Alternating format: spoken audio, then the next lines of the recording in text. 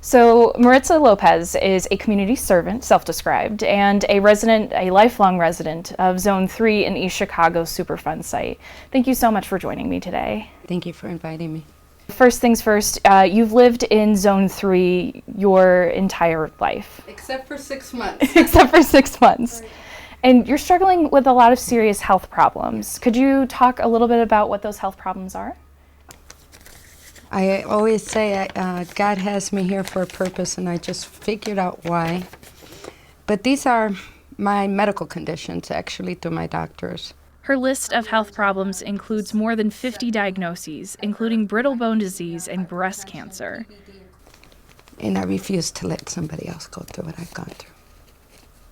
So you and I had talked before that a lot of your health conditions you attribute to the previous contamination in this area, and that's kind of why you've taken on this role as a community activist, community servant voice. The fact that no concerns or continued testing to find out what are the cause and effect of everything caused me to check into it, because I started questioning after speaking with residents. Same cancer, same leg jerks, same eye pressure, same green stuff coughing up in the morning, especially after it rains, same seepages in our home. And when we started checking into what the long-term health effects are, a lot that I have is that I got the results in January with lead, arsenic, with levels of lead, arsenic, and cadmium in me. So if I'm a child that grew up here, and that's what I keep telling people, I may be an adult now, and I keep telling the agencies, don't start from now, like a beginning. You got to understand, I was a child, as many of us here.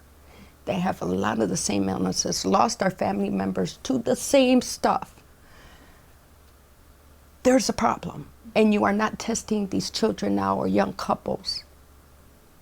So yes, I'm a humble community servant, but very vocal. I refuse, otherwise I'll be just as culpable as the responsible parties and turning a blind eye, and my conscience won't allow that. You had talked about friends and neighbors who had died extremely young as a result of these health problems. How young are we talking, like? Well, I recall a grade school friend. Her name was Gloria. She passed away in 7th grade from a brain tumor. 3 doors down, high school friend, grade school friend. Her name was Kathy. Passed away from stage 4 breast cancer at the age of 15. A lot of us started losing our teeth very young. They were dropping off. By the time we were 30s, we were already wearing dentures. I mean, we were kids. We were always playing in the dirt. We would go into the woods there. We had a fort. You know, we enjoyed. But at that time, our parents didn't know we didn't know.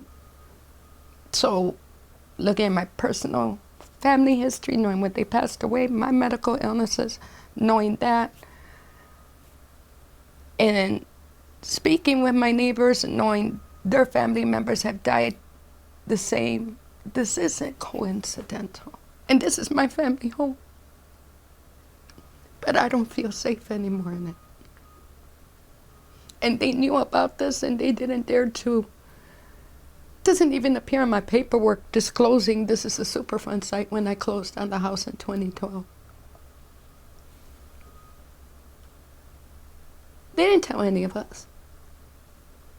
But all the agencies knew. We're talking IDEM, the mayor's office, congressmen, our state and federal, representatives, senators, EPA. Everybody knew, and they're sitting behind closed doors, making deals, and not one of them dared to come and talk to us. You talked a little bit about the bone testing that you did with Purdue. And I know that Ellen is working with you they're doing another study as well about the health effects. Right. So why was it so important for them to work with you to get that together, and why was it so important for you to work with them to kind of get out to the community? I was ecstatic when they offered it because my primary doctor had ordered me to get an XRF bone testing and an X-ray fluorescence. And we're talking since January. And I have the physical order. And nowhere around here does it. As long as it showed something that I knew I wasn't going crazy. And my doctor's trying to figure out why, since the age of 12, I've had such severe arthritis. And now I'm in this condition. I'm only 54. How is it possible? You know, I've been disabled since 98. So they couldn't understand, and now the answers are coming. So it was important for me, and I was so glad they offered it. And this next one, I'm ready to jump in. I need answers, even for myself. For especially somebody who isn't super familiar with what the Community Advisory Group does, can you explain what they are fighting for? Well, first of all, Community Advisory Group, a CAG, is under the guidelines of EPA, and that was actually established by Lois Gibbs for the Love Canal situation. And if it wasn't for her, that wouldn't have been included under EPA. That allows us to place demands, concerns with EPA, and they have to listen to the residents that live here. So what we're about, our meetings, we raise different discussions about the cleanup, what EPA is doing and all that. If we need to help push legislature like we have.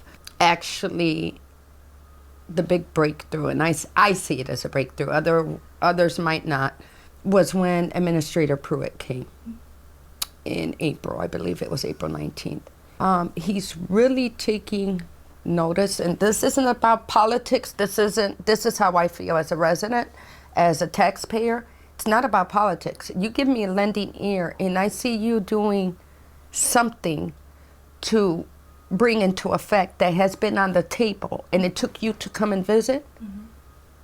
I'm going to say, and I'm going to give you acknowledgement for that. The CAG itself, the Community Advisory Group, back in October 29th, when we had our orientation with EPA Region 5, we requested these community meetings. It took us to meet with him in that meeting on April 19th and say it. By May, he put it into effect. Not Region 5. Yeah. Looking back a year ago, where did you think that we would be now? And where do you think that you'll be a year from now? To be upfront, my gut feeling is telling me I'm going to lose my house.